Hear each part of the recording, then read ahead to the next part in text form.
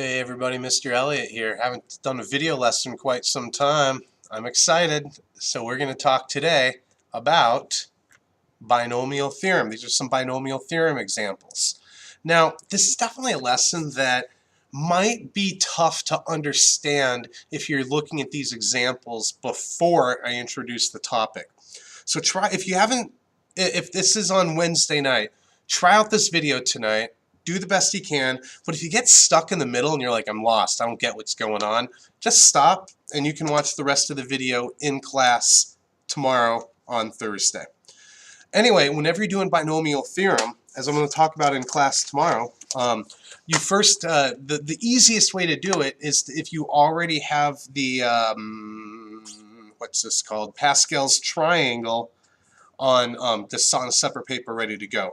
Row 0 is 1, row 1 is 1 and 1, row 2 is 1, 2, 1, row 3 is 1, 3, 3, 1, row 4, 1, 4, 6, 4, 1, row 5, 1, 5, 10, 10, 5, and 1, row 6, 1, 6, 15, 20, 15, 6, and 1, 7th row, 1, 7, 21, 35, 35, 21, 7, 1. Pascal's triangle. Why did I stop at row 7? Because my examples today don't cover beyond to the 7th power. So, my first problem is I have x plus m to the 3rd power. So, because it's to the 3rd power, on Pascal's triangle, I look specifically at the 3rd row of the triangle, the row that goes like this, 1, 3, 3, 1. And it starts off with this 1.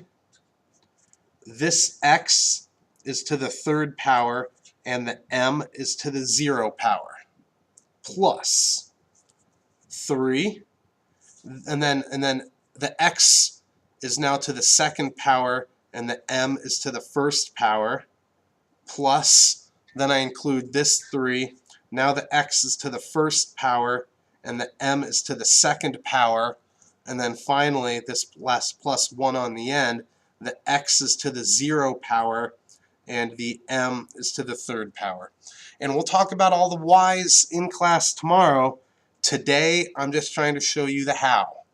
Now, these problems are always done in 2 steps. You wouldn't normally include the 1 in your answer, and m to the 0 is 1, so all this stuff simplifies down to x cubed, plus 3x squared m. We wouldn't normally put an m to the first, you just write m, plus 3x, I don't need the 1 on the x, and m squared. And then plus, I don't need this one, I don't need that one, I just need the m cubed. So I have x cubed plus 3x squared m plus 3xm squared plus m cubed, and that's example 1. All right, example 2. What if I had x minus m, this time raised to the 6th power? Well, I go into Pascal's triangle, and I need to use the 6th row of Pascal's triangle. That is the one that involves the 6. Just for showing work purposes, I'm going to fold this over.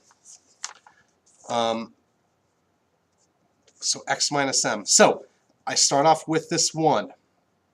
The x is to the full 6th power, whereas this m here, now be careful, this is not just a regular m now, this is a negative m. So the negative m is raised to the 0 power, plus. Next number on the triangle is 6. The x is now to the 5th power, and the negative m is to the 1st. Plus, next number is 15. The x is now down to the 4th power. The negative m is to the 2nd power. Plus 20, x to the 3, negative m to the 3. Plus 15. The x is now to the 2, the negative m is to the 4. I'm going to run out of space. I'm just going to line 2 like this. Plus, the next number is 6. The x is now to the 1st power. the negative m is to the 5th power, plus this last number 1, the x is now the 0 power, and the negative m is to the 6th power. So, a couple things. This is the 6th power. You don't know you did it right, but make sure that these exponents always add up to 6. 6 plus 0, 6. 5 plus 1, 6. 4 plus 2, 6. 3 plus 3, 6. 2 plus 4, 6. 1 plus 5, 6. 0 plus 6, 6. That's a little check. Also, make sure that the x starts at the top exponent and works all the way down to 0. X to the 6, to the 5, to the 4, to the 3, to the 2, to the 1, to the 0. And then while this one goes from 6 down to 0, the other one starts at 0 and works its way up to 6. So negative m to the 0, to the 1, to the 2, to the 3, to the 4, to the 5, to the 6. Just some little checks in there that lets you know that you did it right. Then you simplify in your next step. Negative m to the 0, that's just 1, and times this 1. So really the answer just starts off with a plain old x to the 6th. Negative m to the 1, that creates a negative. So negative 6x to the 5m. Next one. This 15, the negative m is to the 2nd power, so that creates a positive m squared. So it would be plus 15x to the 4m squared. Next is this 20, and the negative m is to the 3rd power, and if you cube a negative, negative times negative times negative is a negative.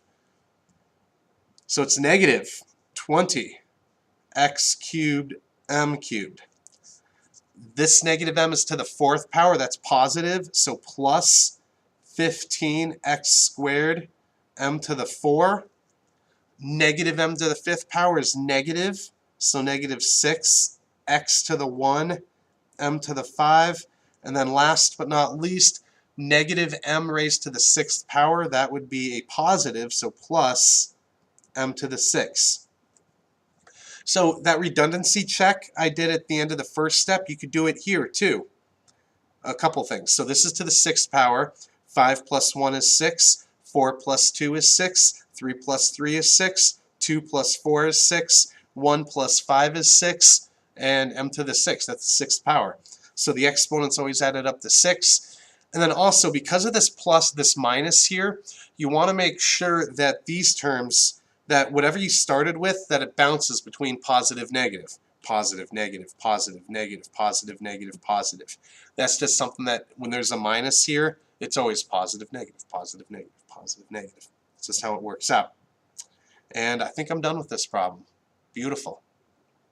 All right, example 3. I have a total of 4 examples today. You definitely want to see example 4.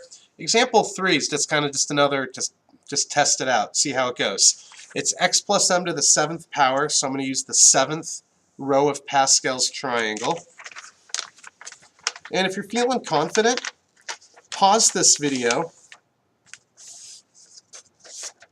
and then move forward to the end of the problem and make sure that we got the same answer. So 1, the x is to the 7, the m is to the 0. 7 plus 0 is 7. Plus 7. The x is to the 6, the m is to the 1. 6 plus 1 is 7. Plus 21. The x is now to the 5, the m is to the 2. 5 plus 2 is 7. Plus 35. X to the 4, m to the 3. 4 plus 3 is 7. Plus 35. The x is now to the 3, the m is to the 4. 3 plus 4 is 7. Plus 21. The x is now to the 2, the m is to the 5. 2 plus 5 is 7. Plus 7, move down to here. Plus 7. The x is now to the 1, the m moves up to 6. 1 plus 6 is 7. And then finally, plus 1. The x is now to the 0. The m is to the 7. This needs very little cleaning up at the end. Here it does, m to the 0 is 1, and this 1 is 1, so this is just x to the 7. Plus 7, x to the 6, m, plus 21 x to the 5 m to the 2 plus 35 x to the 4 m to the 3 plus 35 x to the 3 m to the 4 plus 21 x to the 2 m to the 5 plus 7 x m to the 6th plus m to the 7. When these problems don't have any numbers in here, these problems should look really balanced and quite beautiful at the end. You've got just all these nice numbers. You got x to the 7 over here, m to the 7 over here. Exponent goes down as you travel this way. Exponent travels down as you go this way. It's nice. All right, last one. X minus 2 raised to the 5th power. When you have a number here, that makes these problems more challenging. Because it's to the 5th power, I'm getting my 5th row of Pascal's triangle. You want to know what? Actually, I'm still going to fold this over so that the only row I'm looking at is this 5th row of Pascal's triangle. 1, 5, 10, 10, 5, 1. So setup. 1. This x is to the 5th power. The negative 2 is to the 0 power. Plus 5. The x is now to the 4 power. The negative 2 is to the 1st power. Plus 10. The x is to the 3rd power. The negative 2 is to the 2nd power. Plus 10. This x is now to the 2nd power. The negative 2 is to the 3rd power. Plus 5. The x is now to the 1st power, the negative 2 is to the 4th power, plus 1, and the x is now to the 0 power, and the negative 2 is to the 5th power. Redundancy checks. Make sure that the numbers go just like this. 1, 5, 10, 10, 5, 1. Just like that. X starts at 5, works its way down to 0. 5, 4, 3, 2, 1, 0. The negative 2 is always in parentheses, and it starts at 0, and it works its way up to 5. 0, 1, 2, 3, 4, 5. Boom. Now we simplify. This is where people tend to do okay with the setup. If they're going to make a mistake, they tend to make it at this stage right here. Negative 2 to the 0, that's just 1. This 1, that's just a 1. So this is really just x to the 5. Negative 2 to the 1 is negative 2. Negative 2 times 5 is negative 10, so minus 10, x to the 4. Negative 2 squared is 4. 4 times 10 is 40, so plus 40 x cubed. Next, negative 2 to the 3, that's negative 8. Negative 8 times 10 is negative 80, so minus 80 x squared. Next, negative 2 to the 4, that's 16. 16 times 5 is 80. So plus 80x. This is kind of a coincidence. It's not normal that you'd have the same number back to back on problems like this. And then let's see, the last one's to the 0. Or when the x is to the 0. Negative 2 to the 5th power, that's negative 32 times 1, so minus 32. And the x is to the 0, so there's no x in my answer. Redundancy check. Make sure that the exponents go 5, 4, 3, 2, 1, 0. And because this had this minus here, make sure it goes positive, negative, positive, negative, positive, negative. Some redundancy checks to let you know if you perhaps made a mistake. So I'm going to introduce this topic tomorrow. It'll probably make a lot more sense after I introduce it. I am going to go ahead and make it part 2 video right now for the harder problems. So if you're actually feeling quite confident after watching these day 1 examples, jump ahead and watch part 2 right now, because if you can do part 1 of these problems, part 2 problems are only a little bit harder. Anyway, have yourselves a great day or a great couple minutes, and I'll talk to you the next time you watch a video.